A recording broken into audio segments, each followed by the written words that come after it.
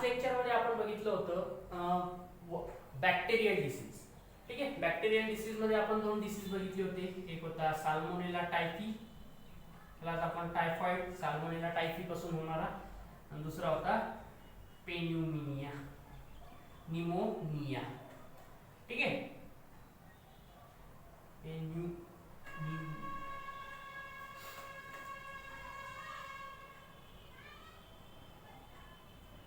ठीक आहे, हे दोन बघितले होते. आज आपण बघणार आहोत कॉमन कोल्ड. ठीक आहे, कॉमन कोल्डला कॉमनली किंवा आणखीन वेगळ्या पद्धतीने ओळखलं जातं. त्याचं आणखीन एक नाव आहे बघा, नॅसो फॅरिंगिटिस. फॅरिंगिटिस, एक मिनिट, स्पेलिंग फॅरिंगिटिस, सॉरी नॉट डिस, नॅसोफॅरिंगिटिस. आणि नेक्स्ट आणखीन एक नाव आहे त्याला, acute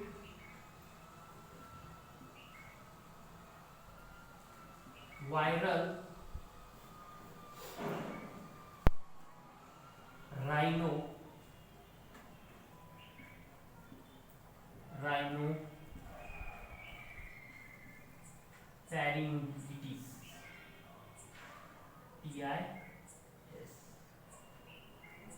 त्याला आणखीन एक कॉमन नाव आहे कॉरिजा,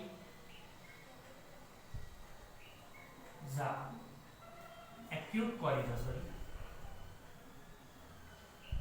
acute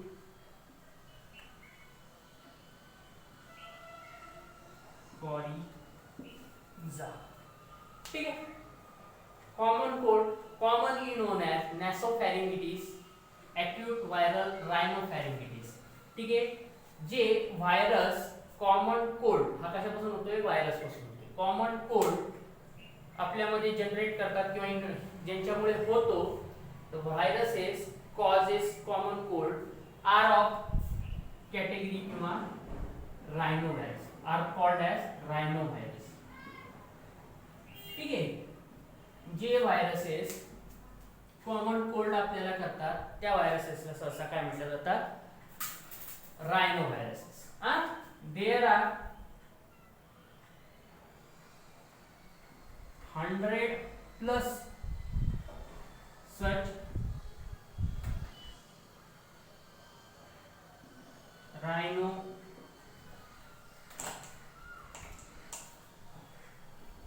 viruses are known. There are 100 plus such rhinoviruses are known. Okay, these rhinoviruses infect our nose and respiratory tract. Where they get infected, nose and respiratory tract. ठीक है, sorry, respiratory tract get infected.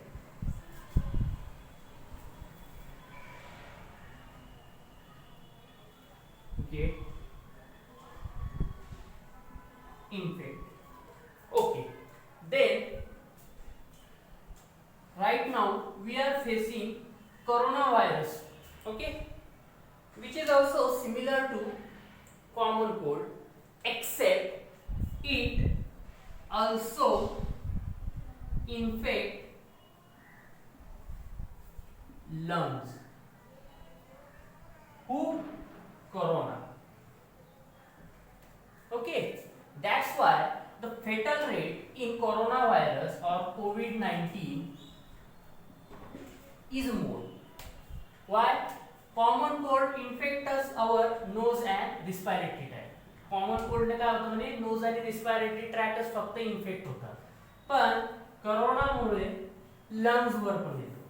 Lungs काय करतो, lungs supplies oxygen to blood, but the function of lungs get disturbed, then the amount of oxygen supplied to heart is get reduced, and that's why the excess load or excess stress is come on heart. That's why person suffers from breathing problem. Okay, lungs काय होतो इथे infect होतो कशामध्ये कोरोनामध्ये. त्याच्यामुळे आपला जो normal cold कोणी जर म्हणत असलं की बाबा कोरोना काय सर्दी सारखा आहे, तर सर्दी सारखा नाहीये. सर्दीमध्ये फक्त रिस्पिरेटरी ट्रॅक आणि नोजच तुमचे इन्फेक्ट होतात. इथे लंग्स होतं. लंग्स मुळे काय होतं, रिस्पिरेशनला प्रॉब्लेम येते. रिस्पिरेशन मुळे मग हार्टवर लोड येतो, हार्टला ऑक्सिजन. ठीक आहे, याचे काही सिम्पटम्स आहेत कॉमन कोल्डचे. काही सिम्पटम्स आहेत. सिम्पटम मध्ये पहिला सिम्पटम आहे बघा कफ, खोकला. त्याच्यानंतर नेक्स्ट आहे सोर थ्रोट, सोर थ्रोट. त्याच्यानंतर आहे हॉर्सिन, हॉर्सनेस.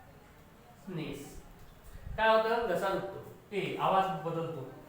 त्याच्यानंतर नेक्स्ट आहे बघा fever, fever, headache, then nasal congestion, nasal congestion.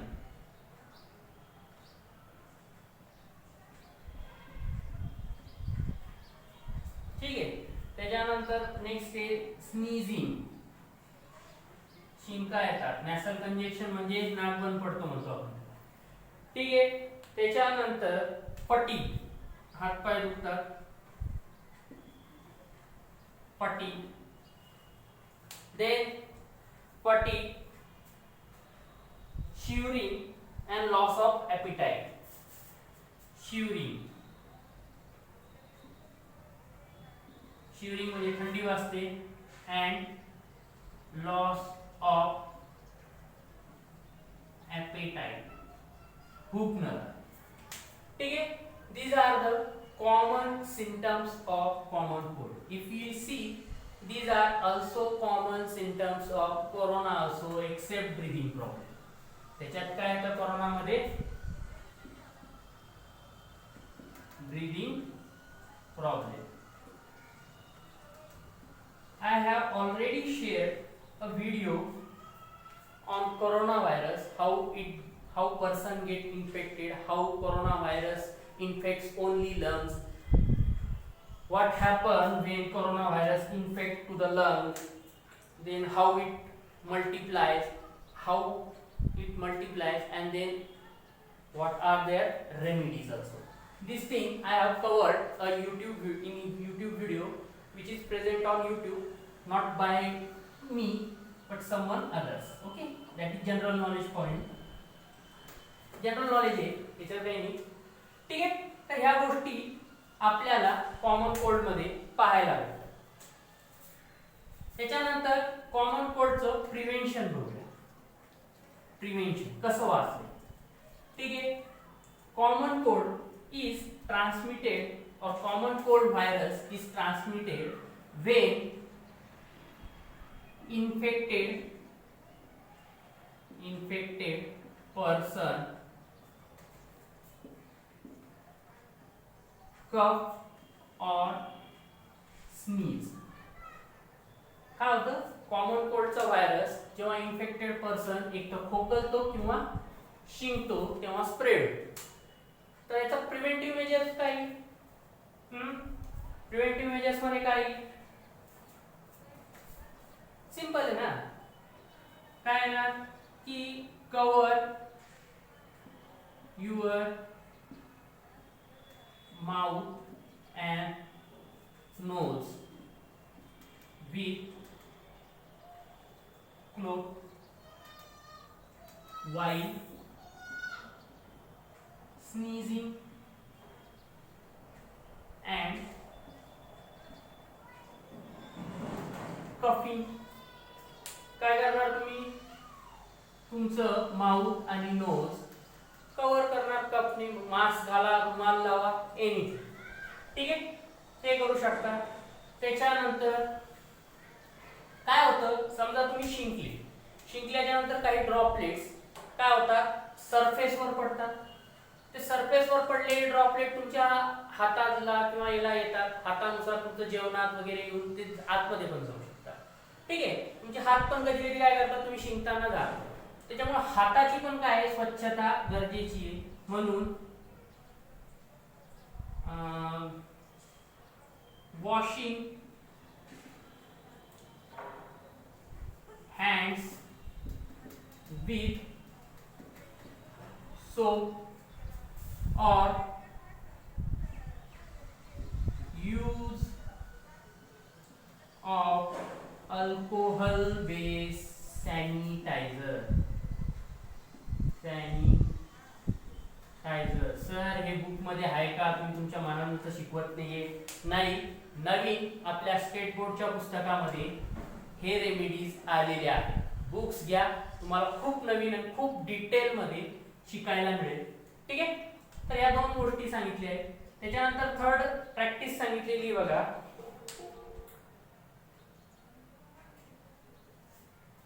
काय करायचं, prevention is better than cure. मग काय करायचं, stay away from infected person. Okay, at least 1 metre in food. ठीक आहे, हे काय आहे, कॉमन कोल्डचे प्रिव्हेंटिव्ह मेजर्स. काही जास्त नाहीये, काहीच नाही, फक्त कशामुळे होतो, कॉमन नेम काय, त्याच्यानंतर प्रिव्हेंटिव्ह मेजर्स काय, त्याचे लक्षण काय. सगळ्यांना सर्दी होते वर्षातून एकदा तरी, त्याच्यामुळं हे आहे. नेक्स्ट आहे बघा, प्रोटोझोअल इन्फेक्शन बघूया आपण. हे व्हायरल झालं, व्हायरल इन्फेक्शन मध्ये कॉमन कोल्डच होता. ठीक आहे, कॉमन कोल्ड नंतर नेक्स्ट आहे बघा आपलं प्रोटोझोअल डिसीज. कोणता आहे बघा, प्रोटोझोअल डिसीज. आठवतोय का, फार वर्षापूर्वी कधीतरी सांगितलं असं. एक्झाम्पल आहे मलेरिया. एक्झाम्पल काय, मलेरिया. ठीक आहे, मलेरिया हा ऍक्च्युअली रिस्पॉन्सिबल कोण याच्यासाठी, मलेरियासाठी रिस्पॉन्सिबल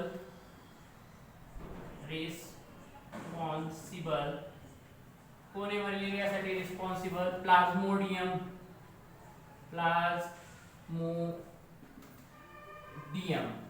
हा काय प्रोटोझोआ.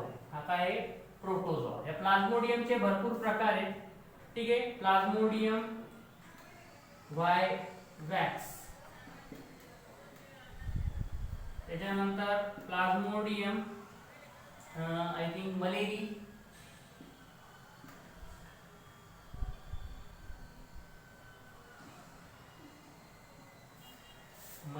त्याच्यानंतर प्लाझ्मोडियम.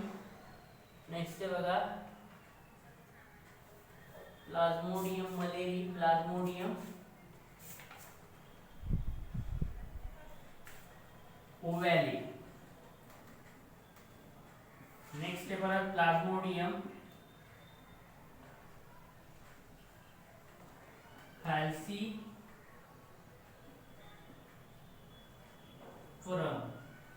फॅल्सीफरम. ठीक आहे, Plasmodium vivax, Plasmodium malariae, Plasmodium ovale and Plasmodium falciparum. This is malignant. म्हणजे काय, हा जरा डेंजर. ठीक आहे, हे जरा साधारण आहे, हा काय डेंजरस आहे. त्याच्यानंतर याचं लवकर डिटेक्शन नाही झालं याच्या केसमध्ये, याचे लक्षणं थोडेसे लवकर समजू येतील. ठीक आहे, त्याच्यामुळे हा काय होतो लवकर डिटेक्ट नाही होत. ठीक आहे, त्याच्यानंतर यांचे इन्क्युबेशन पिरियड्स पण काय वेगवेगळे. जसं प्लाझ्मोडियम वायवॅक्सला 14 दिवस लागतात. इन्क्युबेशन पिरियड म्हणजे काय, मलेरियाला लागतं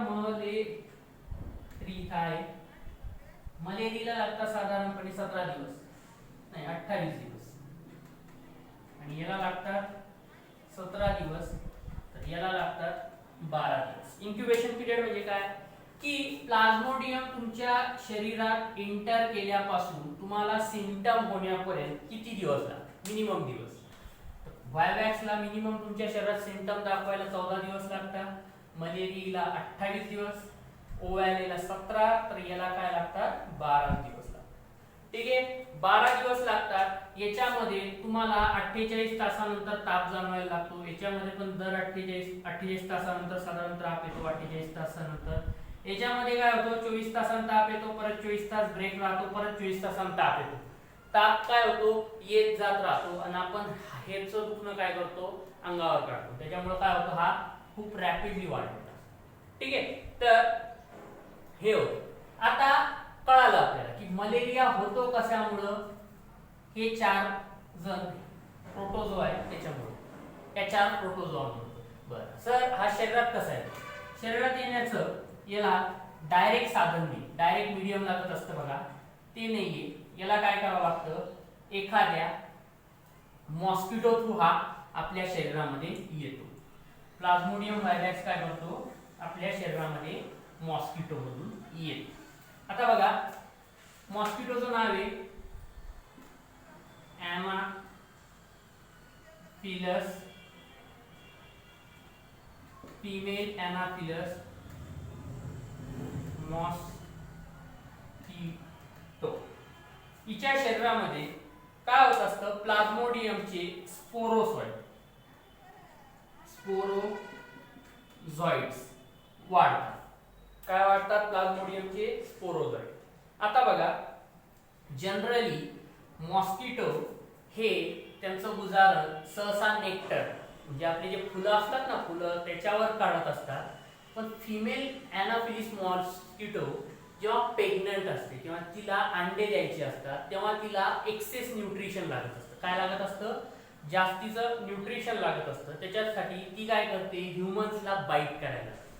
जेव्हा ती ह्युमन्सला बाईट करते, समजा ही आपली बॉडी आहे, या बॉडीच्या आतमध्ये या ब्लड वेसल्स आहे.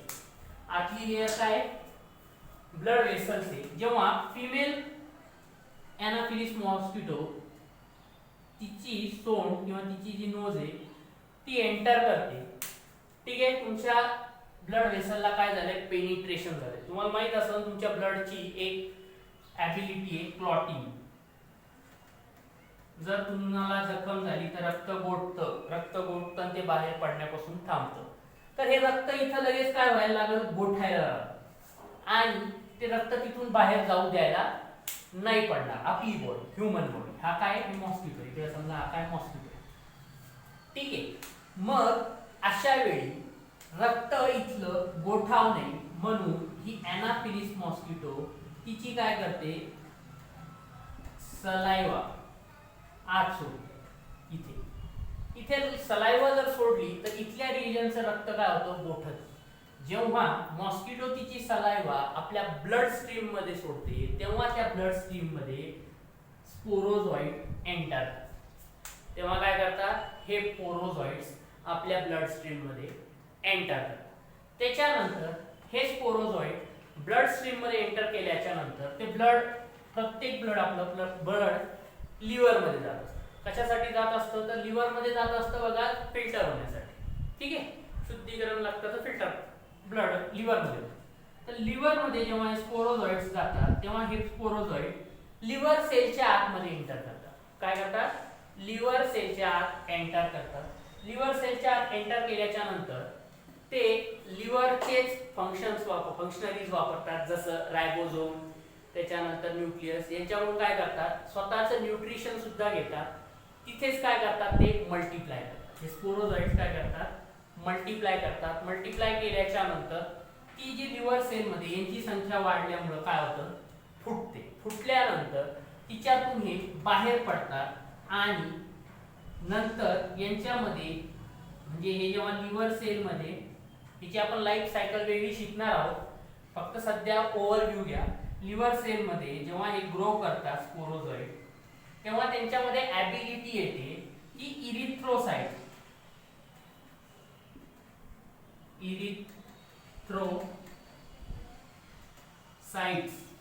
हे काय? याला काय म्हणतात? इरिथ्रोसाइटला आरबीसीज. ठीक आहे, याच्यावर जगण्याची कला शिकून घेतात. लिव्हर सेलमध्ये जेव्हा स्पोरोझाइट वाढत असतात तेव्हा ते इरिथ्रोसाइट्सवर काय करतात, जगण्याची कला शिकून घेतात. आता ही लिव्हर सेल, या लिव्हर सेलमध्ये हा स्पोरोझाइट आलेला आहे. आता हा काय केलाय, वाढलाय, खूप सारा वाढलाय, खूप सारा वाढलाय, खूप झालंय. आता काय झालंय, ही सेलच फुटली. सेल काय झालीये, रप्चर झालं. हिचं काय झालंय, रप्चर झालं.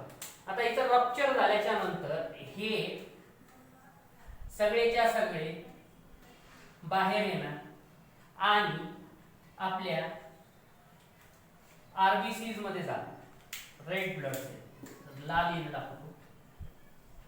काय करणार आहे, एंटर कोणामध्ये होणार, आरबीसी मध्ये. आरबीसी मध्ये परत हे काय करतात, ग्रो करतात आणि आरबीसी ला पुढे चालून फोडून टाकतात. पुढे चालून काय करतात, आरबीसी ला काय करतात, ते फोडून टाकतात ग्रो केल्याच्या नंतर. परत हे दुसऱ्या आरबीसी मध्ये परत हे काय करतात, तुमचे स्पोरोझाइट दुसऱ्या आरबीसी मध्ये जातात. जेव्हा हे आरबीसी ला फोडून बाहेर पडतात, हे पोरोसाइटने राहत यांचं बनून जातं गॅमेटोसाइट. हे काय म्हणतात, गॅमेटोसाइट्स. मग अशा प्रकारे काय झालेले आहे, स्पोरोझोइट्स होते. पोरोझोइट्स तुमच्या लिव्हर सेल मध्ये इंटर झाले. इंटर झाल्याच्या नंतर त्यांची वाढ झाली. वाढ झाल्यावर त्यांनी आरबीसी वर कसं जगायचं, आरबीसीच्या न्यूट्रिएंट्सवर कसं जगायचं शिकून घेतात.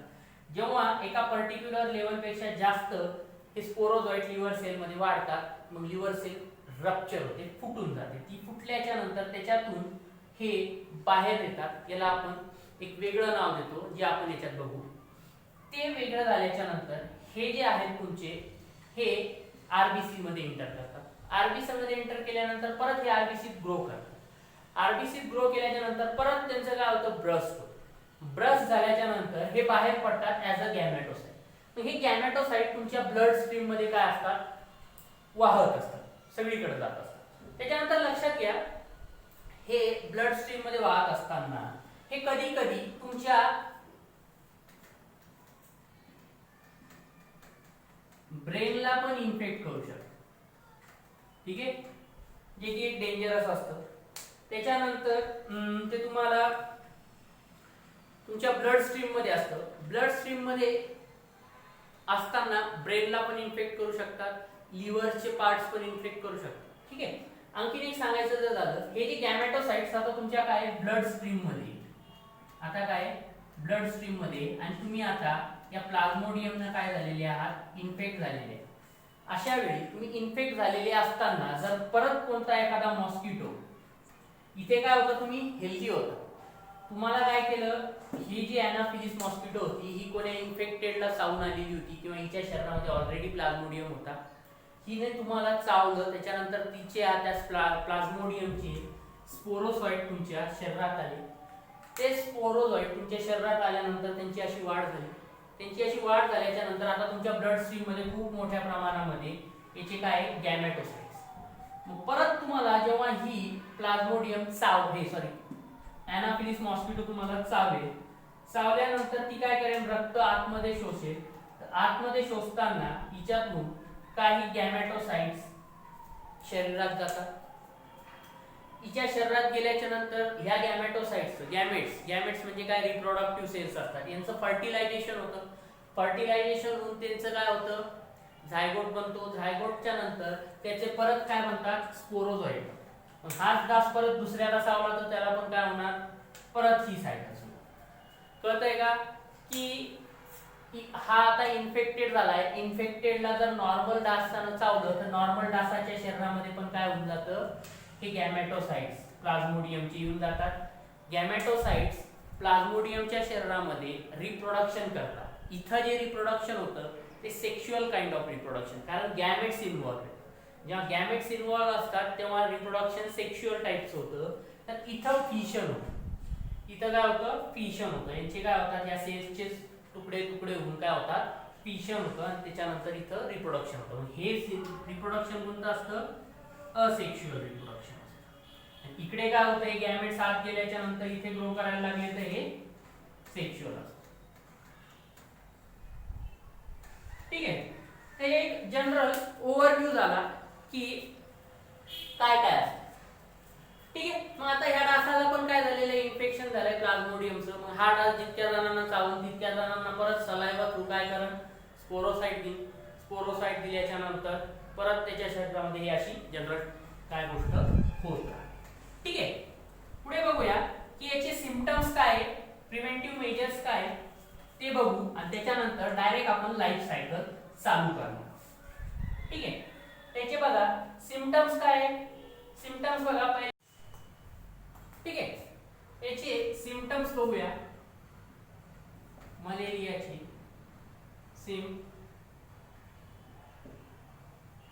सिम्पटम्स मध्ये पहिलं येतं हाय फीवर. सिम्पटम्स येतो बघा हाय फीवर, त्याच्यानंतर शिवरिंग, थंडी वाजते आणि थंडी वाजल्याबरोबर तुम्हाला स्वेटिंग पण, स्वेटिंग. त्याच्यानंतर नेक्स्ट येतं बघा वोमिटिंग. काही केसेस मध्ये तुम्हाला वोमिटिंग येतं. त्याच्यानंतर हिपॅटोमेगॅली,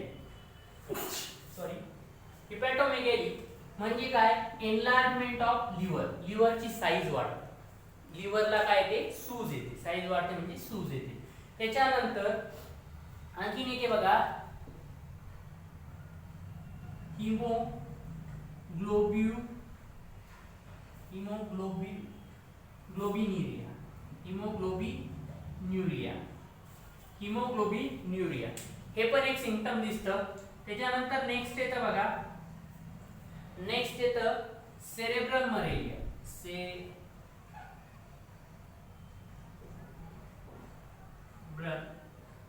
मलेरिया काय होतं, याच्यात ब्रेन इन्फेक्ट होतं. याच्यात काय होतं, ब्रेनला इन्फेक्शन होतं. त्याच्यानंतर रेटिनल डॅमेज, दिसायला कमी लागतं. ठीक आहे. एवढे सगळे काय होतात आपल्याला लक्षणं देतात. त्याच्यानंतर लॉस ऑफ ब्लड मुळे काय होतं, वीकनेस येतो. लॉस ऑफ ब्लड कसं होतं, तुमचे ते जात नाही का मस्त स्पोरोझोइट्स तुमच्या आरबीसीज मध्ये, आरबीसीजला काय करतात, फोडतात. आरबीसीज जर फुटल्या तर ब्लड सेल्स काय होणार, कमी होणार. ब्लड सेल्स कमी झालं तर काय, loss of blood due to loss of blood. ठीक आहे. तर हे सगळे काय लक्षण आहेत. हाय फीवर आणि शिवरिंग विथ स्वेटिंग हे फार महत्वाचे. एक तर खूप जबरदस्त ताप असतो, त्याच्यानंतर तुम्हाला थंडी वाजते आणि थंडी वाजल्याच्या नंतर तुम्हाला घाम पण. ठीक आहे. काही केसेस मध्ये वोमिटिंग दाखवल्या जाते, तर काही केसेस मध्ये एनलार्जमेंट ऑफ लिव्हर हे तुम्हाला एक्सरे मध्ये दिसू शकते. ठीक आहे. या सगळे काय आहे याचे सिम्पटम्स. मग आता याचे प्रिव्हेंटिव्ह मेजर्स काय, तर याचे प्रिव्हेंटिव्ह मेजर्स बघूया. प्रिव्हेंटिव्ह मेजर्स काय, तर तुम्हाला माहित असेल की हा जो मलेरिया आहे ट्रान्समिट कोणा थ्रू होतो, वेक्टर, ज्याला आपण म्हणतो factor responsible for transmission of disease, त्याला आपण काय म्हणतो वेक्टर. तिथं वेक्टर कोण आहे, तिथं वेक्टर आहे Anopheles mosquito. Anopheles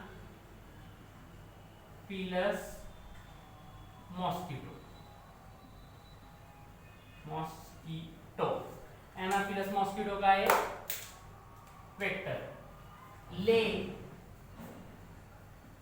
eggs in fresh water.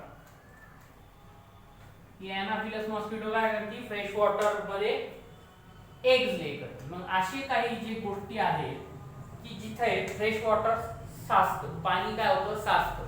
जसं काय तुमचं समजून घ्या, एखादं टायर्स बरोबर आहे की. त्याच्यानंतर प्लास्टिक वेस्ट, जे तुमचे प्लास्टिकचं वेस्ट असतं, वेस्ट.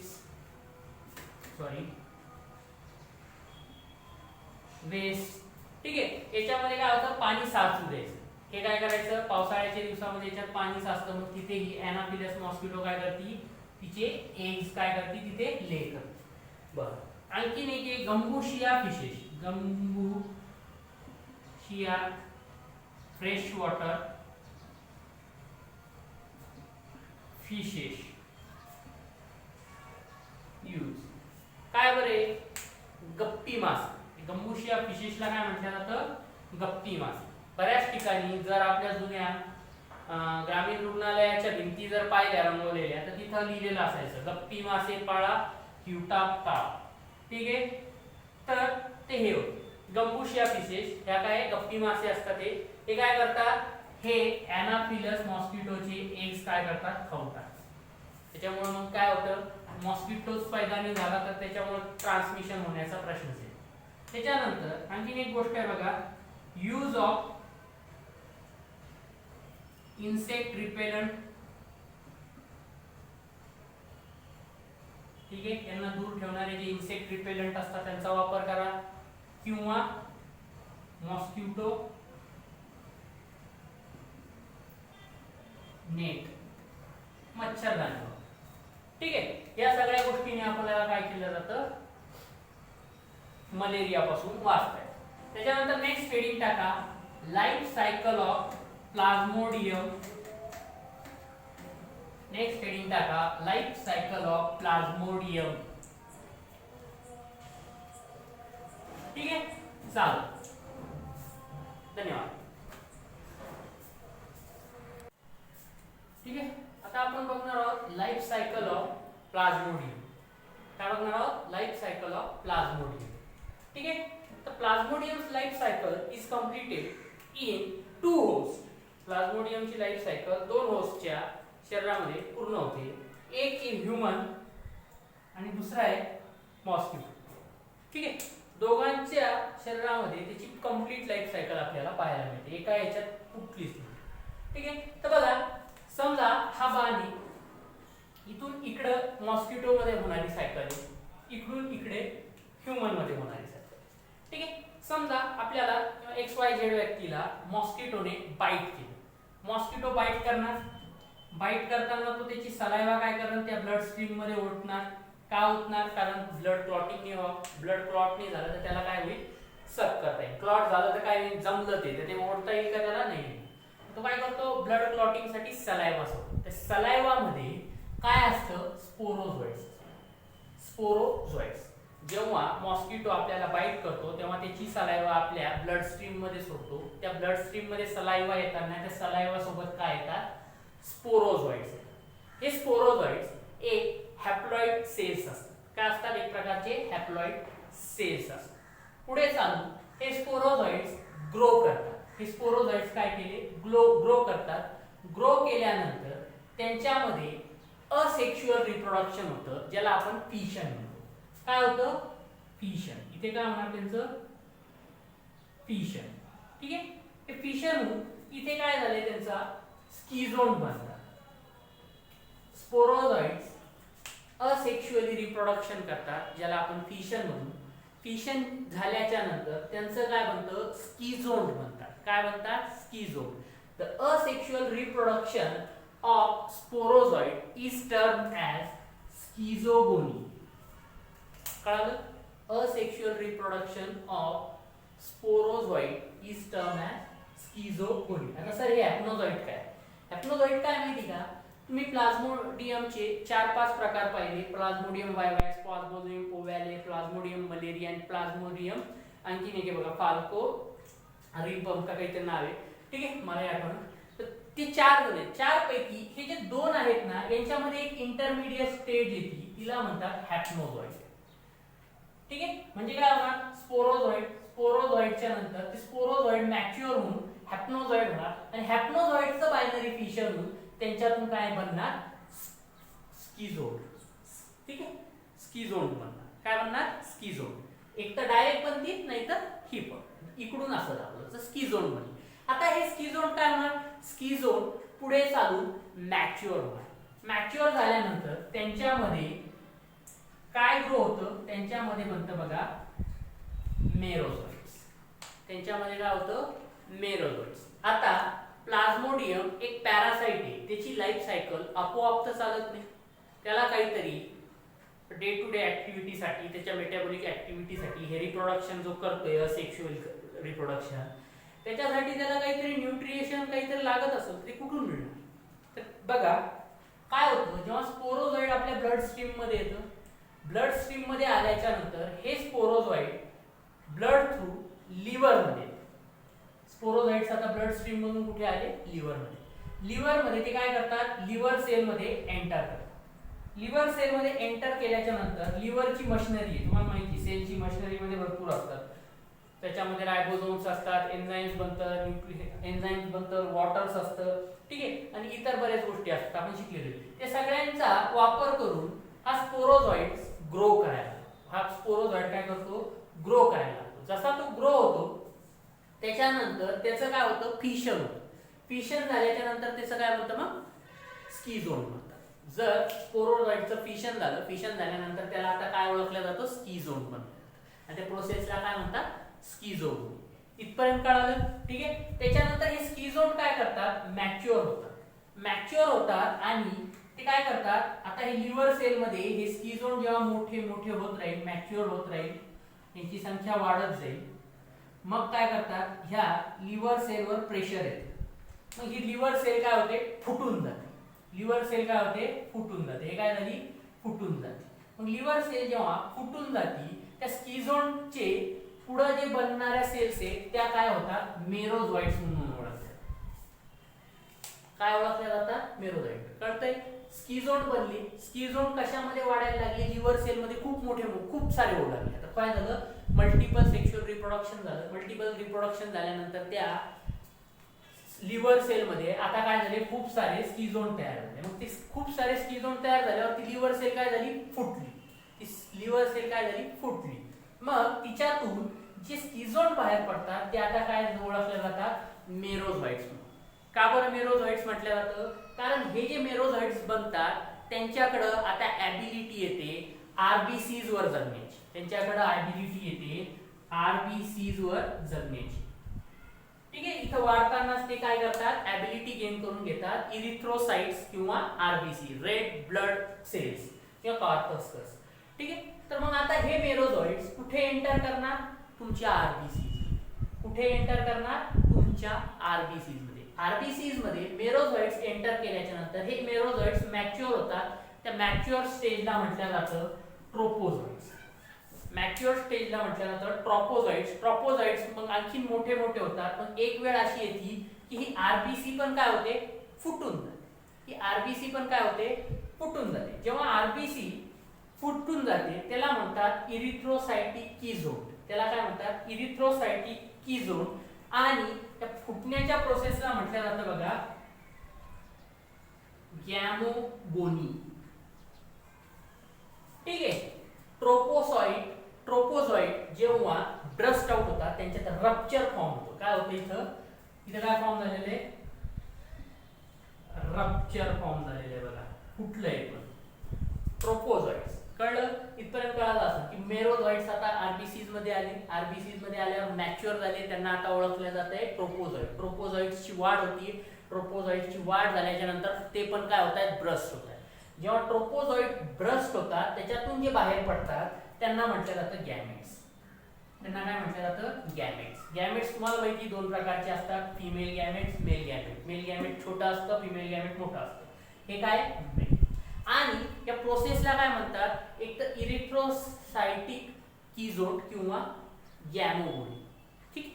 गॅमोगोनी इथं काय झालेलं आहे मग, गॅमोगोनी. गॅमोगोनी म्हणजे काय, ब्रस्टिंग ऑफ ट्रोपोसाइट किंवा रप्चर फॉर्म इन ट्रोपोझॉइड्स. ट्रोपोसाइट मीन ट्रोपोझॉइड, ठीक. मग आता काय झालंय, ट्रोपोझॉइड मध्ये ब्रस्ट झालंय, त्याच्यातून काय झालंय, गॅमेट्स बाहेर झाले.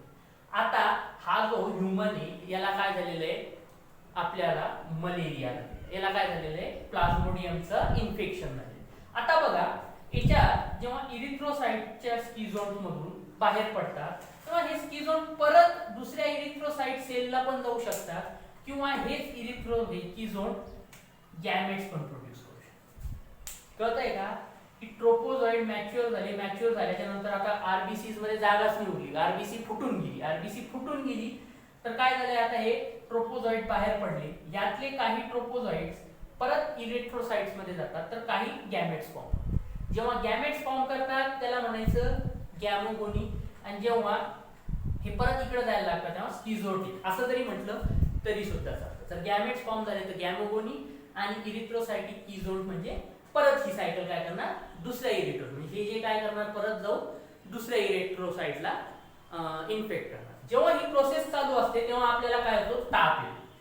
तेव्हा ताप कोणत्या स्टेजमध्ये जाणवायला लागतो मग आपल्याला, जेव्हा इरिथ्रोसाइट सेल्स आपल्या डिस्ट्रॉय व्हायला लागतात. जेव्हा इरिथ्रोसाइट सेल डिस्ट्रॉय व्हायला लागतात म्हणजे काय होतं, ब्लड लॉस होतो.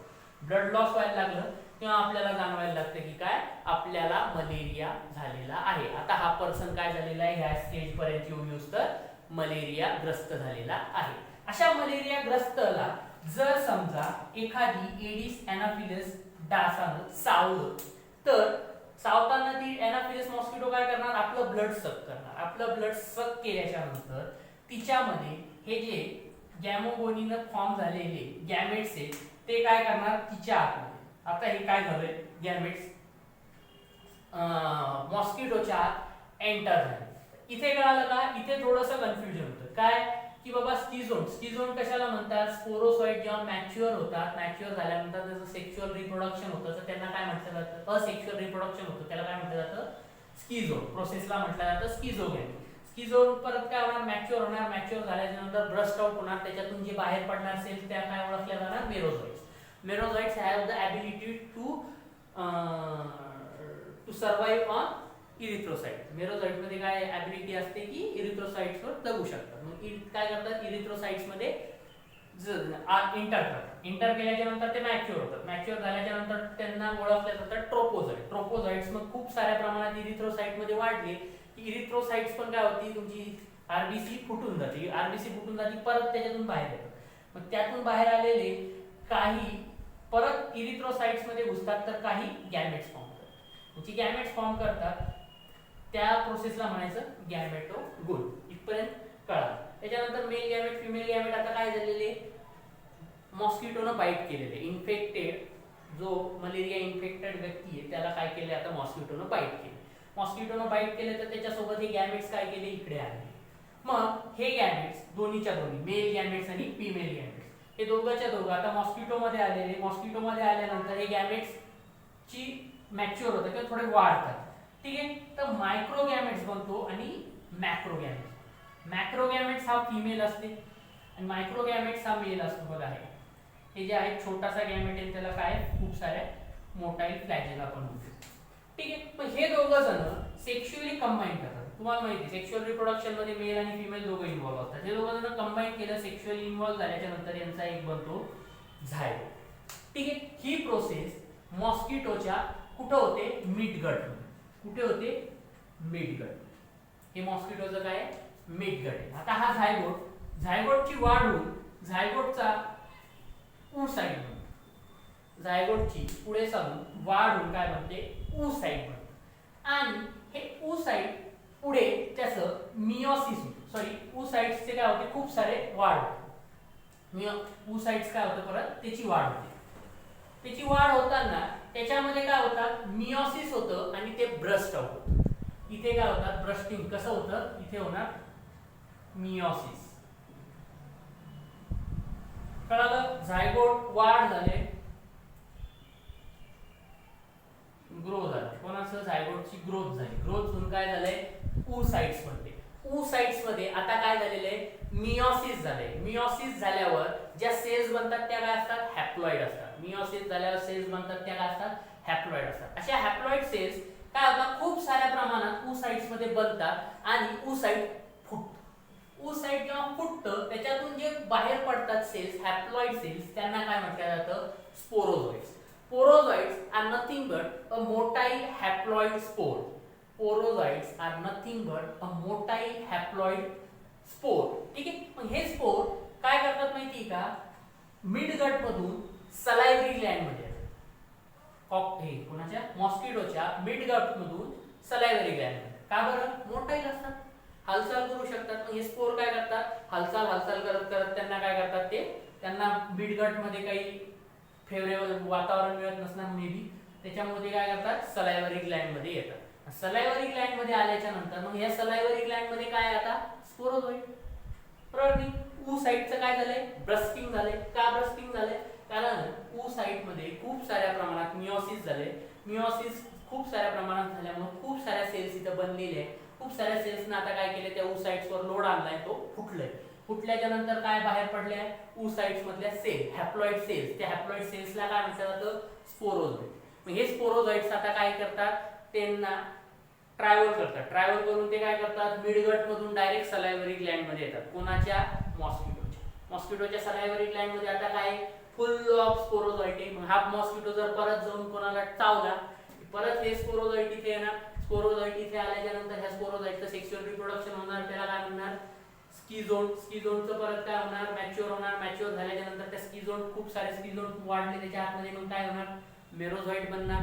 स्कीझोन फुटणार. मॅच्युअर झाल्याच्या नंतर स्केरोमध्ये काय होणार, खूप सारं स्कीझोन झाल्यावर ते फुटणार. त्याच्यातून बाहेर पडणाऱ्या सेलला म्हटलं जातं मेरोझोइट्स. मग परत ही प्रोसेस कंटिन्यू. क्लिअर आहे. तर ही गोष्ट लक्षात ठेवा, ही डायग्राम लक्षात ठेवा, एकदम मस्त आहे, छान पद्धतीने घेतलेली. तुम्हाला कुठलाही एमसीक्यू याच्यावर मला तरी वाटतं सोडवलेलं. तुम्हाला हेवी डाऊट नसणार, ट्रोपोझोइट्स काय, बऱ्याचशा गोष्टी अशा आहे ज्या बुक मध्ये एक्सप्लेन नाही. ठीक आहे, चालेल. नेक्स्ट लेक्चरला आपण घेऊया आय थिंक ॲस्केरियासिस, बघूया काहीतरी आहे ते घेऊ. ठीक आहे, चालेल.